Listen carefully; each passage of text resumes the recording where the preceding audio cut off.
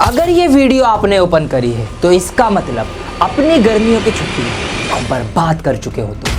और अब आप ये चाह रहे हो कि कोई आपको ऐसा रामबाण तरीका बता दे, कोई ऐसी ट्रिक बता दे जिससे आपकी टेंशनें खत्म हो जाए। कौन सी टेंशन? हॉलीडे होमवर्क पूरा ना करने की टेंशन, स्कूल खुल जाने की टेंशन, स्कूल में जाके पिटाई लगने की टेंशन, पढ़ाई की टेंशन, आने वाले एग्जाम्स की टेंशन। तो आपकी इन्हीं सब टेंशन के ऊपर मैं बात करने आया हूँ कि आपको अब क्या करना चाहिए। वीडियो के एंड होते होते आपकी ये सारी टेंशनें, सारी परेशानियां, सारी फिक्रें, सारा स्ट्रेस, सारा डिप्रेशन सब कुछ खत्म हो जाएगा। एंड तक वीडियो देखना। मैं आपका स्वागत करता हूं आपके फेवरेट चैनल डियर सर में।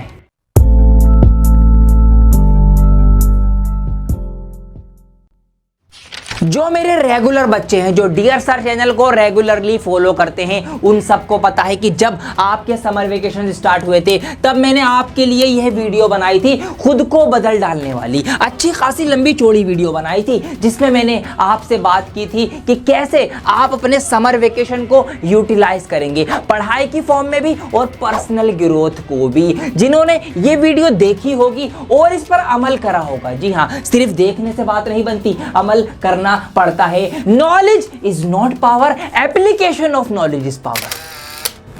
तो जिन्होंने अप्लाई किया उन्होंने समर वेकेशन को 100% यूटिलाइज किया। इसके बाद मैंने आपको एक पढ़ाई का प्लान भी दिया था कि कैसे आपको अपनी गर्मियों की छुट्टियों में पढ़ाई करनी है, कैसे आपको सब कुछ कवर करना है, सो दैट जब आप जाएं स्कूल में तो आप कॉन्फिडेंट होकर जाएं। लेकिन बहुत से बच्चों ने इनमें से कुछ भी नहीं किया, ना ये किया ना ये किया। अब टेंशन में है कि क्या करूं, स्कूल खुलने वाले हैं, पिटाई ना हो जाए, होमवर्क पूरा नहीं करा, बहुत ज्यादा स्ट्रेस है। तो मेरे मुन्ना परेशान मत हो। पहली चीज जो आपको ध्यान रखनी है वो ये है कि अपने आप को आप मेंटली प्रिपेयर कर लीजिए, अपनी दिमाग को मजबूत बना लीजिए कि भैया बुरे से बुरा सोच लो, ज्यादा से ज्यादा क्या हो जाएगा? क्या टीचर आपकी जान ले लेगा? मार तो नहीं देगा ना आपको। ज्यादा से ज्यादा बुरे से बुरा सोच लो, क्या हो जाएगा? भाई पीट देगा, मुर्गा बना देगा, डंडे मार देगा हाथ पे, इससे ज्यादा क्या ही कर लेगा?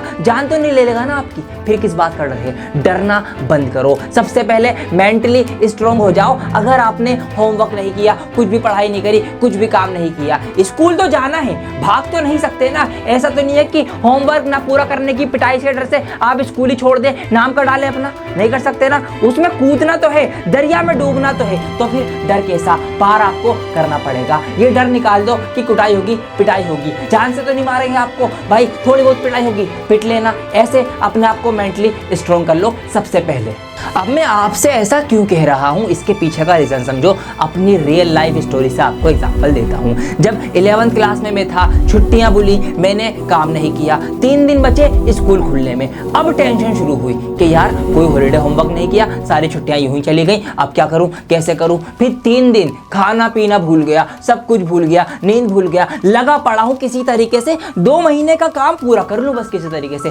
3 दिन इतनी टेंशन हुई, इतना डिप्रेशन, इतनी फिक्र, इतनी परेशानी, इतना हेडेक कि काम पूरा हो जाए। जैसे तैसे जितना हो सकता था उतना मैंने किया।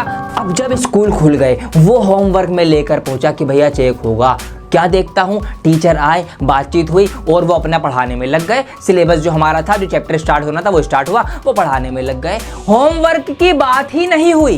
फिर मैं सोचने लगा कि यार मैं खामखा 3 दिन इतना परेशान रहा कि ना मैंने खाने की फिक्र की, ना सोने की फिक्र की, ना लेटने बैठने की, कुछ भी, बस मैं लगा पड़ा हूँ काम पूरा करने में। इतना प्रेशर था ना उस टाइम मेरे दिमाग में। मैंने सोचा ये तो मैंने बेवजह ही लिया, काम तो यहाँ पर कुछ हुआ ही नहीं। और अगर काम चेक हो भी जाता, भाई मैं अकेला थोड़ी था, और किसी ने भी नहीं किया था, तो जो सबका हाल होता वही मेरा हाल होता। तो ये टेंशन लेना छोड़ दो कि क्या होगा, जो होगा कोई टेंशन की बात नहीं है। भाई स्कूल अब खुल गए ना, स्कूल जाना है तो बिल्कुल स्ट्रांग बन के, स्ट्रांग मेंटेलिटी के साथ जाओ। तो पहला काम क्या करना है?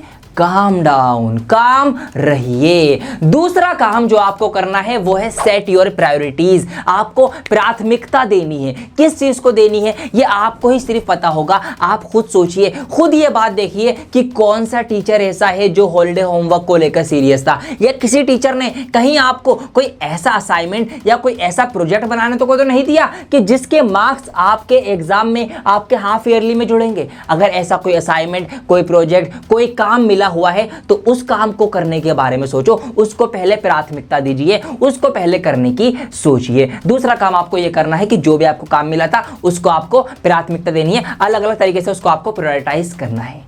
तीसरा काम जो आपको करना है वो है सपोर्ट लेनी है आपको। हॉलिडे होमवर्क भूल जाओ, जो नहीं हो सकता अब उसको भूल जाओ, उसको सोच के कोई फायदा नहीं है। अब आप ध्यान दो कि अब आप क्या कर सकते हो। अब स्कूल जो खुलेगा कौन से चैप्टर मेरे स्टार्ट होने वाले हैं ये पता लगाने की कोशिश करो। इंग्लिश में कौन सा चैप्टर स्टार्ट होने वाला है, मैथ्स में अब सर कौन सा चैप्टर कराएंगे, उस चैप्टर के बारे में थोड़ा सा पढ़ के जाओ, ताकि जब वो चैप्टर स्टार्ट हो तो आपको और बेटर और जल्दी समझ में आए। आपके लिए सपोर्ट के लिए हम है ना, डियर सर है ना आपके लिए क्लास 10th के फुल चैप्टर की प्लेलिस्ट बना रखी है। YouTube पर देखी जाने वाली सबसे ज्यादा वीडियोस जो है, सबसे ज्यादा व्यूज वाली वीडियोस इसी के अंदर आपको मिल जाएगी। 11th क्लास के चैप्टर्स आपको करवा रखे हैं, जो चैप्टर्स रह गए कॉनिक सेक्शन वगैरह वो मैं आपके लिए लेकर आऊंगा। ठीक है जी। क्लास 12 के भी चैप्टर्स मैंने स्टार्ट कर दिए हैं, पहला चैप्टर हो गया, दूसरा हो गया। ठीक है, अब आपके लिए जो बाकी चैप्टर्स हैं, डिफरेंशिएबिलिटी और कॉन्टिन्यूटी, ये सब चीजें आपके लिए मैं लेकर आऊंगा। तो ये चीजें आपको तैयारी करनी है, इनके आपको सपोर्ट लेनी है। इंग्लिश के लिए भी बहुत सारा मटेरियल, सारी जो किताबें हैं आपकी, ठीक है जी, क्लास 10th की हो चाहे 11th की हो चाहे 12th की हो, वो सब बना रखी हैं। तो आपको सपोर्ट लेके जो चैप्टर अब आपके स्कूल खुलने पर स्टार्ट होंगे उनके बारे में थोड़ा बहुत पढ़ के जाइए, ताकि आप आगे से आगे एक्टिव रह सकें।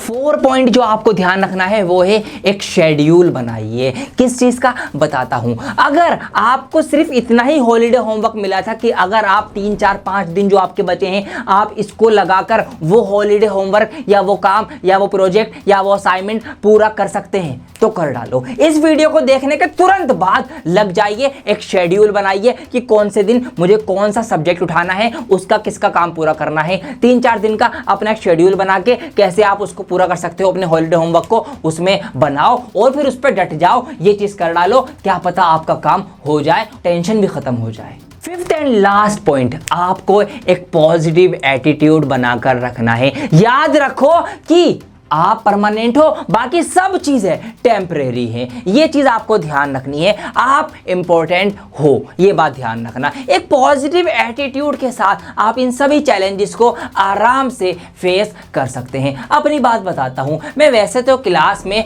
पढ़ने वाले बच्चों में ही शामिल था, उन्हीं में गिना जाता था, लेकिन कई बार ऐसा होता था कि भाई मैंने भी हॉलिडे होमवर्क नहीं किए, मैं भी लॉन्ग क्वेश्चन याद करके नहीं जा पाया स्कूल, तो मैं क्या करता था, तो मैं डरता नहीं था, घबराता नहीं था कि यार क्या करूं, टीचर पीटेगा, पकड़ लेगा, सुन लेगा, सुना नहीं पाऊंगा, बेइज्जती हो जाएगी। नहीं नहीं नहीं नहीं, क्या होता था, मैं क्या करता था, भरोसा, कॉन्फिडेंस रखता था अपने ऊपर कि भाई क्लास में टीचर आया, हाँ भाई किस किस के लॉन्ग क्वेश्चन याद है, खड़े हो जाओ, हाथ उठा लो, हाथ उठा लिया, याद नहीं है, हाथ उठा लिया।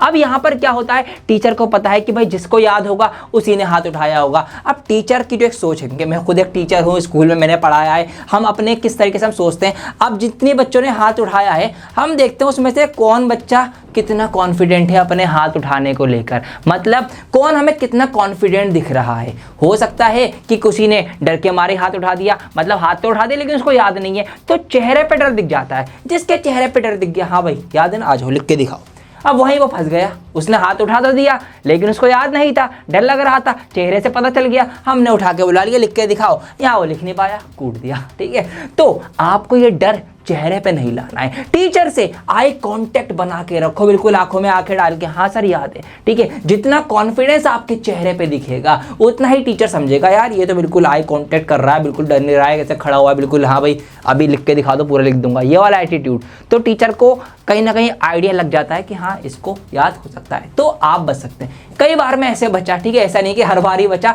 ठीक है, 1-2 बार 2-3 बार ऐसा हुआ कि मैं बचा, लेकिन बाकी टाइम में याद करके जाता था, इसीलिए वो इमेज मेरी थी कि मैं पढ़ने वाला बच्चा हूं। तो तो टीचर छोड़ भी देते थे। अब ऐसा नहीं है कि आपकी इमेज तो बदनाम है क्लास में। अब टीचर ने पूछा भैया लॉन्ग क्वेश्चन सुना दो, किस किस ने याद है, कौन कौन करके लाया है, आप आ गए चोड़े में बिल्कुल, हाँ सर मेरा करा कुछ नहीं आपने, पूरा हाथ ऊपर, तो पकड़े जाओगे। तो ऐसा भी मत करना, अकॉर्डिंगली आपको चलना है, बस डरना नहीं है। अपने ऊपर कॉन्फिडेंट रखो, पॉजिटिव एटीट्यूड बना के रखो। अगर काम पूरा कर सकते हो तो कर लो, उसमें कुछ जाना आपका है नहीं, आपकी बुक्स हैं, उन्हीं को लिखोगे, उन्हीं को पढ़ोगे तो कुछ आप सीखोगे ही अपने सिलेबस का, अपनी क्लास का। तो भैया कर लेना, नहीं कर सकते तो क्या क्या करना है वो मैंने आपको यहाँ पर 5 पॉइंट्स के अंदर बता ही दिया है। अब फटाफट से इस वीडियो को शेयर कर दो फटाफट सभी उन दोस्तों में जिन्होंने हॉलीडे होमवर्क पूरा नहीं किया, क्योंकि आप अकेले नहीं हो मेरी जान, बहुत सारे ऐसे हैं परेशान। तो सबको ये वीडियो शेयर कर दो जिन जिन ने भी हॉलीडे होमवर्क पूरा नहीं किया हो, या फिर जिनका थोड़ा बहुत रह गया हो और वो डरे हुए हैं, परेशान हैं, डिप्रेशन में हैं, टेंशन में हैं, फिक्रों में हैं कि क्या करूं,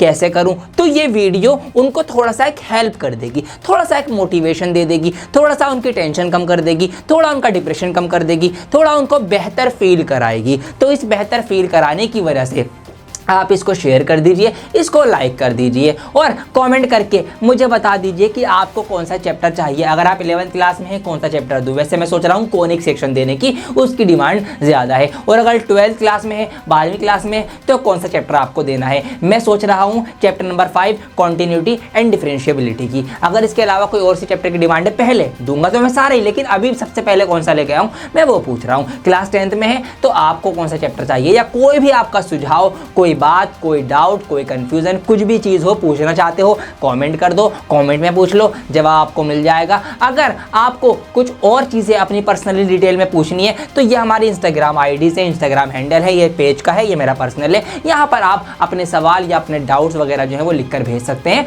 पूछ सकते हैं, आपको देर सवेर रिप्लाई मिल ही जाएगा। ऑल राइट, कनेक्टेड रहने के लिए धन्यवाद, आपसे जुड़े रहने के लिए बहुत बहुत धन्यवाद। बहुत जल्द लौटूंगा एक और नई वीडियो के साथ, जब तक के लिए बने रहें डियर सर के साथ। जय हिंद।